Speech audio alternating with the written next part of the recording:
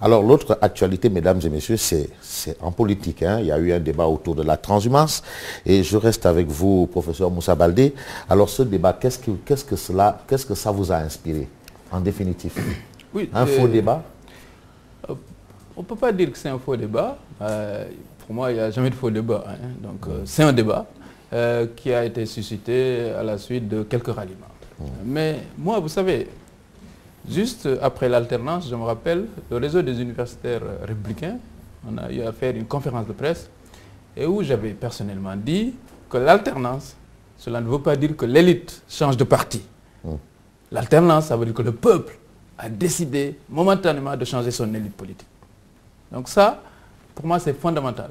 Et je pense que le président Macky Sall, quand même, il a un avantage. C'est que parmi tous les gens qui, en tout cas, se considèrent comme leaders politiques, qui peuvent prétendre à vouloir être candidat pour être président de la République, il a un avantage, c'est qu'il a quand même pu réussir à faire comprendre à l'électeur sénégalais qu'il a beaucoup de respect pour lui.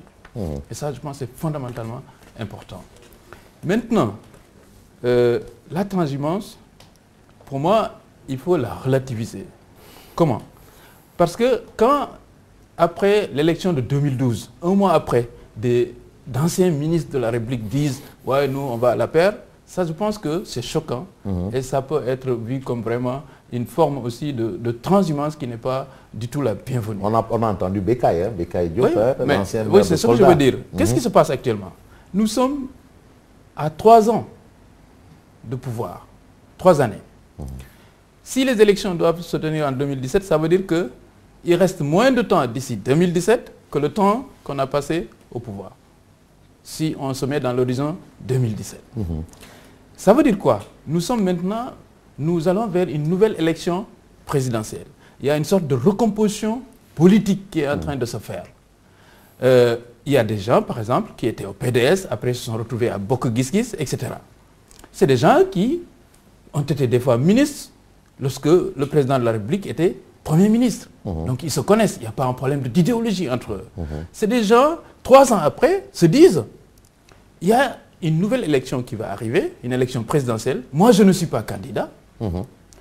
Je considère que dans ma famille politique, il y a assez de problèmes et je n'arrive pas à me retrouver là-dedans. Le programme que le président Macky Sall est en train de dérouler me semble être un programme crédible. Je n'ai aucun problème idéologique avec le président Macky Sall. Donc, je pense que c'est lui que je vais soutenir pour la prochaine présidentielle.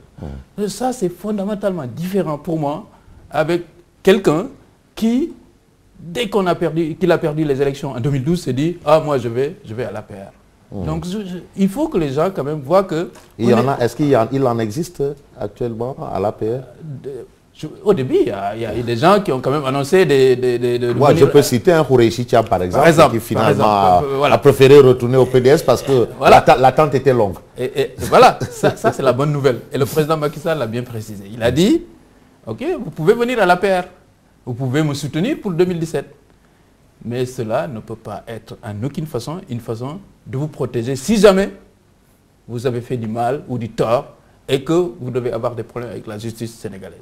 Et je pense que ceux qui sont venus au début ont bien compris cette situation, que venir à l'APR soutenir le président Macky Sall, ça ne veut pas dire que tout de suite on obtient un poste, ça ne veut pas dire que demain, si on a des démêlés avec la justice, qu'on est à l'abri.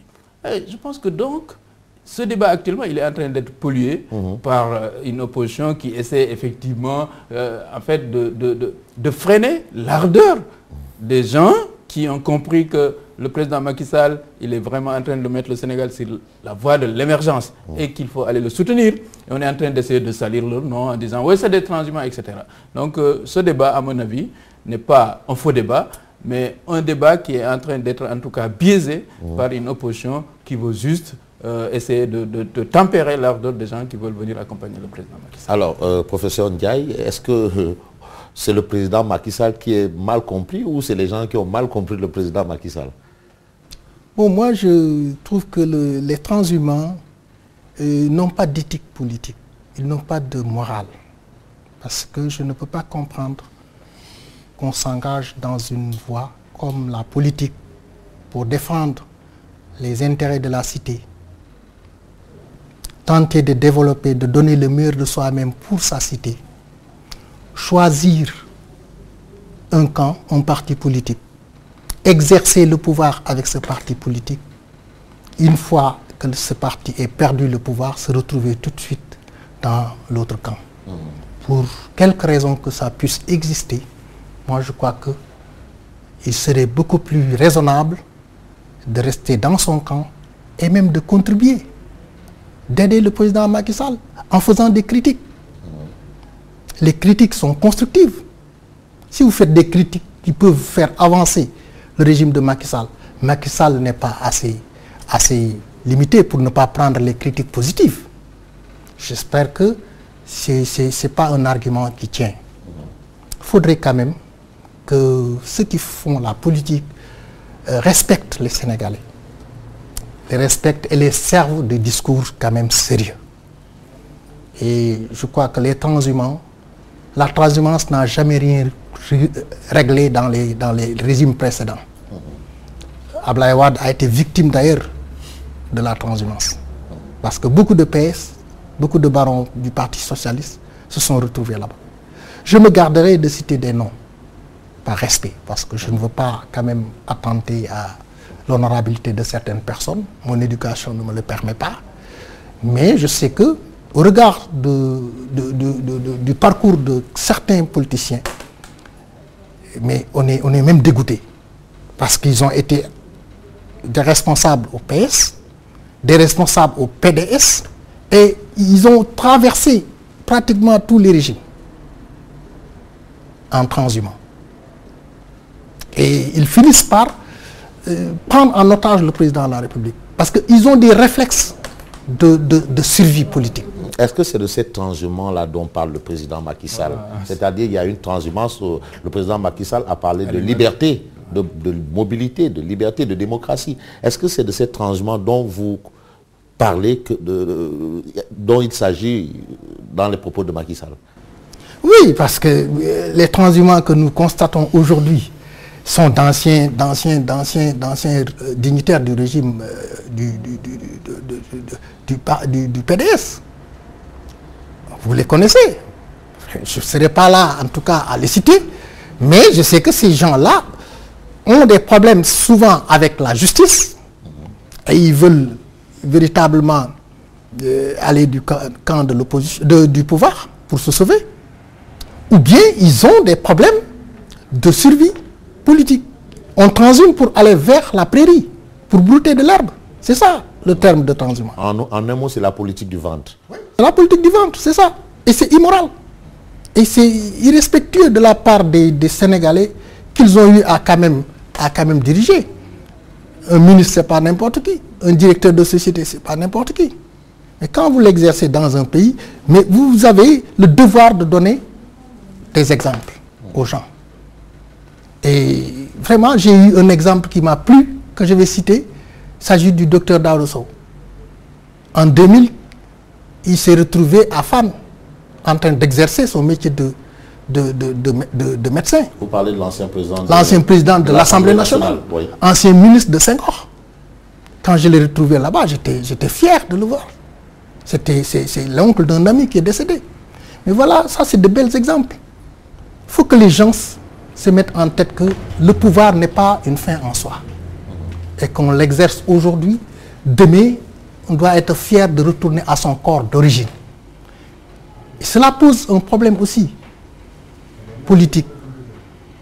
Parce que quand même, pensons aux jeunes générations. Il faudrait qu'on leur serve quand même un comportement sérieux. Un comportement qui fasse du Sénégal une vitrine de la démocratie, un exemple de la démocratie, qu'elle a toujours été dans le temps.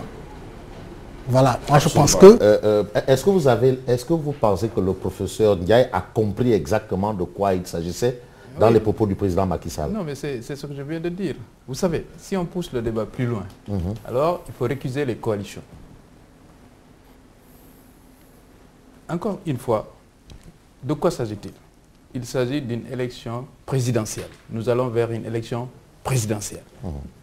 Une élection présidentielle, ça concerne un homme et pas forcément un parti. C'est d'abord un homme qui a un projet qui est soutenu éventuellement par un parti ou une coalition de partis. Le président Macky Sall a fait 3 ans au pouvoir.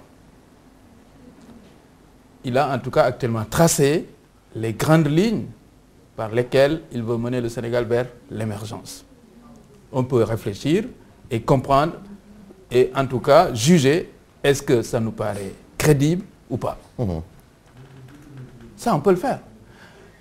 Et quelqu'un qui fait ça maintenant, est-ce qu'il va dire « Ah non, mais moi, je pense que le PSE, c'est très bien. Je pense que le président Macky Sall, c'est un excellent président. Mais comme j'étais dans un autre parti, alors je ne vais pas le soutenir pour réaliser ce programme pour le Sénégal. » Je pense que c'est absurde. Et je répète que si on doit pousser ce processus, je ne comprends pas pourquoi on a créé des coalitions. Parce qu'au premier tour de l'élection présidentielle de 2012, il y avait plusieurs coalitions. Mais ces coalitions se sont retrouvées autour d'un programme commun, pas commun forcément, en tout cas autour de l'essentiel du programme du président Macky Sall pour l'accompagner.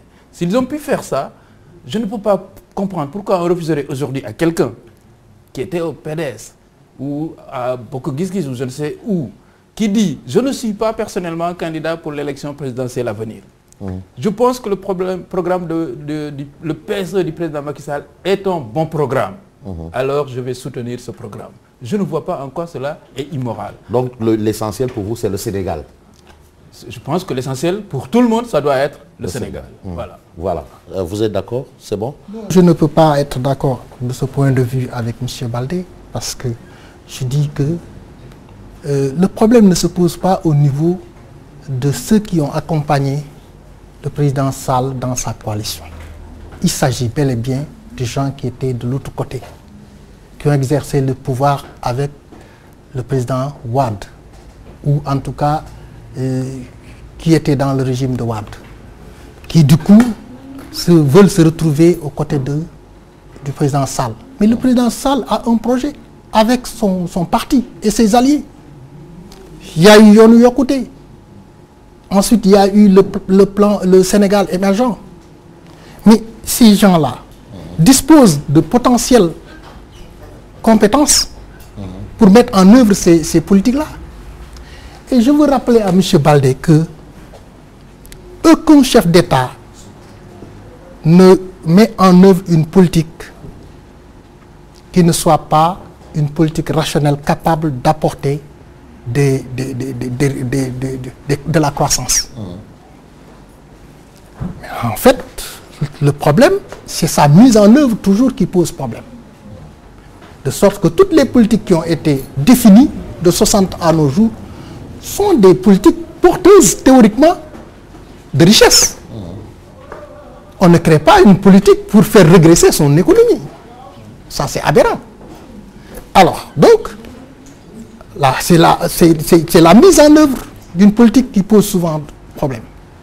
Et quand on s'engage dans un gouvernement, dans un parti politique, c'est pour exercer le pouvoir avec l'homme que vous avez choisi pour aller à la bataille présidentielle. Mais vous estimez normal que d'autres viennent vous remplacer ces gens-là qui ont accompagné le président de la République pendant ces années d'opposition et pendant la campagne électorale, pendant les réflexions pour la mise en œuvre du plan Yonou Yokouté et du Sénégal émergent. Il y a des compétences là-bas. C'est vrai que Macky 2012 a une position assez tranchée par rapport à cette transhumance. Ah oui. Le Parti démocratique, le Parti socialiste a une position tranchée. Et le PDS également, c'est vrai que ça peut faire rire. Comment vous analysez un peu ce brouhaha? Encore une fois, je dis qu'un programme, plus il y a une adhésion populaire autour d'un programme, plus il est facile de le mettre en œuvre. Je pense que ça, c'est une réalité. On ne peut pas nier cela. On ne peut pas faire son programme pour la minorité. Ça n'a pas de sens. C'est pour tout le monde. Le programme du président Macky Sall, c'est un programme pour le Sénégal. Donc, il a besoin que tous les Sénégalais, en tout cas, qui se sentent concernés et qui croient à ce programme, adhèrent à ce programme. Donc, je pense que ça, il n'y a pas de... Et quand M. Ndiaye parle de « ouais, il y a des compétences qui ont réfléchi sur le Yoonu Yokkute, on ne peut pas les remplacer, mais personne ne parle de remplacer qui que ce soit. Le président Macky Sall n'a pas dit, si aujourd'hui vous venez à l'APR, j'enlève Moussa Baldé et je vous nomme. Ben, il n'a pas dit ça. On ne va remplacer personne. L'idée, c'est d'utiliser tout le potentiel intellectuel et énergétique du Sénégal pour mettre en œuvre le PSE. Ce n'est pas parce que quelqu'un a dit, je crois à ce programme, que demain, on va déboulonner ou en tout cas enlever des gens pour le mettre. Et le président Macky Sall a été clair sur cette question.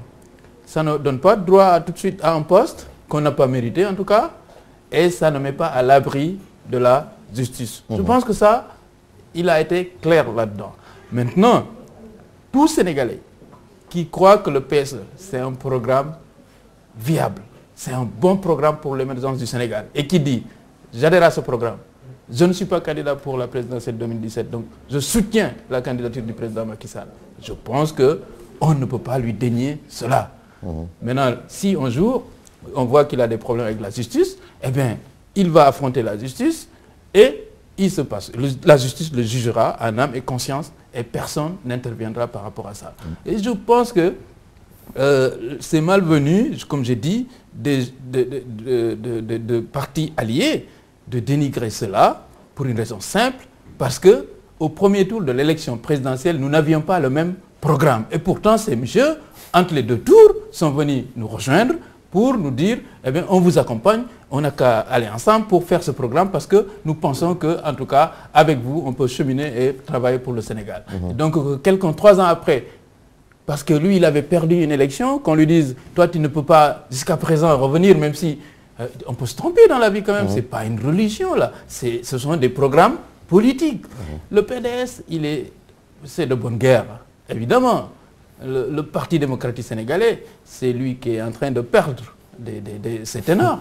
Donc je comprends qu'il fustige en voulant dire aux gens, ouais, la transhumance c'est amoral, etc. Je pense que pour qui connaît l'histoire récente de la politique sénégalaise, on sait que la transhumance, ça a été vraiment, elle a atteint son sommet avec le président Abdoulaye Wade. Et on a vu d'ailleurs ce qu'il en faisait lui. Et nous, on n'est pas dans cette logique. La logique du président Macky Sall, voici un programme économique pour 2035 pour le Sénégal, une croissance très rapidement, 7%, pour aller vers une croissance à 2 chiffres. Si vous adhérez à ce programme, vous n'êtes pas candidat pour la présidentielle à venir, si vous me soutenez, eh bien vous êtes le bienvenu. D'accord. Alors donc on peut considérer qu'il est question de transhumance new look, si on peut utiliser le mot ainsi. Transhumance saine. Transhumance new look. Une transhumance saine. Vous parlez de transhumance saine. Saine. Ouais. Oui, professeur. Ah bon? Ah oui, mais là, on ne vous garantit pas de poste, on ne vous garantit pas une couverture par rapport à peut-être des poursuites judiciaires, on ne vous garantit rien. C'est juste votre adhésion et c'est tout, point barre. Parce que vous avez dit que vous croyez maintenant à ce Voilà, vous croyez maintenant. Moi, professeur, il faut applaudir quand même. Je suis constant dans mes positions. J'ai toujours dit qu'une transhumance ne peut être saine. Une transhumance, quels qu'en soient les objectifs, les enjeux, moi je crois que ne peut pas être saine. Alors, je reviens sur le Yoonu Yokkute, ou en tout cas le plan Sénégal émergent, qui nous est vendu par le professeur Baldé. Cette croissance dont il parle de 8%, parallèlement, nous avons noté que ça ne se ressent pas dans la vie des Sénégalais. Ça ne se ressent pas du tout dans la vie des Sénégalais. Et nous avons constaté que l'indice de consommation au prix s'est replié d'1% en janvier, 2% en février, 3% en mars et 4% également en avril. Mais vous me faites peur. L'indice de consommation au prix. Cela veut dire que les Sénégalais n'ont plus le pouvoir d'achat qu'ils avaient. Et ce qui fait qu'aujourd'hui, de plus en plus, on dit que l'argent circule à flot. L'argent ne circule pas. L'argent ne circule pas. Vous n'avez pas besoin d'interroger ces chiffres pour le savoir. Interrogez les gens. Les gens souffrent. Ils ont d'énormes problèmes. Les gens sont même agressés dans leur voiture. Dans le vécu quotidien, vous voyez les gens tendre la main. Les gens souffrent. Ils ont des problèmes. l'emploi ne suit pas, il n'y a pas suffisamment d'emplois, il n'y a pas suffisamment d'argent. L'argent ne circule plus. Même les banques ont des difficultés financières. Et vous pensez que à ce niveau-là, nous pouvons accorder un crédit à ce plan Sénégal émergent? Voilà, peut-être la question est posée au professeur Moussa Baldé. Oui, j'ai plaisir à y répondre. Vous savez, d'abord, la croissance de cette année, on n'a pas dit que c'est 8%, c'est 4,5%. Le PSE vient d'être lancé, on est à l'an 1. Donc, il faudra le juger éventuellement dans 2 ans, 3 ans. Et c'est un programme, le président Macky Sall ne l'a pas fait pour lui ni pour ses enfants. Il l'a fait pour plusieurs générations, l'horizon 2035. Monsieur... non, je termine. Je suis ahuri d'apprendre, par exemple, que oui, les Sénégalais souffrent, que, par exemple, les gens tendent la main dans la rue. Mais quand même, c'est nouveau ça au Sénégal, que des gens tendent la rue la main dans la rue. Et les indices dont il a évoqué. Les indices dont il a évoqué, justement ça, c'est vraiment ça. C'est ce qu'on appelle de la théorie. Vous savez, actuellement, qu'est-ce qui se passe? Je dis que depuis 2012, en tout cas, les salaires des Sénégalais ont augmenté et on les paye à temps. On est d'accord sur ça. Les salaires des fonctionnaires sénégalais ont augmenté, ne serait-ce que par le biais de la diminution de l'impôt sur le revenu, et on les paye régulièrement et à temps. Ça, c'est un premier point. Je pense que on n'a pas entendu, en tout cas, qu'il y a une crise majeure dans le secteur, je ne sais pas, d'entreprises qui ferment, etc. Donc, on ne peut pas actuellement dire qu'il y a quand même une crise au Sénégal. Le Sénégal est jugé comme tous les autres pays sur le plan du PIB. Et notre PIB a augmenté de 4,5%. Le reste des mains comptant dans la rue, ça a toujours existé au Sénégal et ça n'a pas augmenté à mon avis. Est-ce qu'il y a une perception en tout cas, est-ce qu'on sent la croissance? Rapidement, on fait signe qu'il reste juste 3 minutes. Quand on verra que actuellement, à part de Tamba à Ziguinchor, on pourra vraiment circuler en roulant à 100 à l'heure parce qu'on est sur une bonne route, qu'il y a plein de pistes de production que les paysans sont en train d'avoir en Casamance, etc. Qu'on va pouvoir, par exemple, prendre le bateau pour 5 000 francs pour aller à Ziguinchor. Qu'on va pouvoir, par exemple, soigner son enfant de moins de 5 ans gratuitement alors qu'on est dans un village dans ma commune, là-bas. Je ne pense pas que ça sont des perceptions. Parlons de Médina Yoro Fula, par exemple. Qui ne sont pas perspectives. Donc, vous savez, il y a un petit Landerneau de Karoua ici qui fait de la théorie sur les chiffres et qui ne descend jamais sur le terrain. Je pense que le professeur gagnerait bien à faire comme le président Macky Sall l'avait fait, de faire le tour du Sénégal et de constater lui-même que le Sénégal est en train de vraiment avancer. L'agriculture sénégalaise est en train d'être révolutionnée. Il y a une vraie révolution sur le plan du développement rural au Sénégal qui est en train de s'amorcer par la mécanisation de notre agriculture et ça c'est un fait. Professeur, un dernier mot rapidement. Bon, un dernier mot, c'est juste pour dire au président Macky Sall de redoubler d'efforts pour gagner le pari de l'autosuffisance alimentaire. Parce que là aussi également, il y a des doutes, des réserves à émettre quand on sait qu'il ne dispose pas de surface pour atteindre cette productivité qui lui conférerait l'autosuffisance alimentaire en 2017. Il y a un déficit sur la surface. Le riz qui vient. Ah oui, c'est vrai que c'est un autre débat. Il a annoncé déjà l'autosuffisance pour 2017. Et il y a des réserves qu'il faut émettre. Il faut émettre. Ouais. Donc ce n'est pas encore ça. 2017 du riz en quantité suffisante, vous n'y croyez pas? On le souhaite, mais en tout cas, il faudrait qu'il redouble beaucoup d'efforts pour emblaver des surfaces capables d'arriver à ce niveau de productivité. Un mirage, hein? Je suis très surpris par les propos de M. Ndiaye quand il dit qu'on n'a pas les surfaces. C'est incroyable. Emblavé, je dis, mais pas emblavable. Nous avons un potentiel de surface emblavable. Comment faire pour atteindre l'autosuffisance en riz? On veut produire 1 600 000 tonnes de riz à l'horizon 2017, de riz paddy. La question est de savoir, est-ce qu'on a assez de terre pour produire autant de riz? Réponse? La réponse, c'est oui. Nous en avons. Mais ces terres ne sont pas dans les dispositions aujourd'hui. Je termine. La réponse, c'est oui.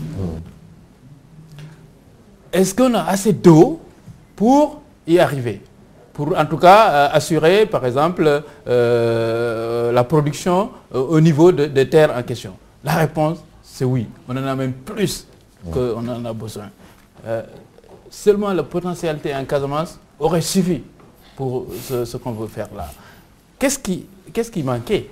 C'est une volonté politique.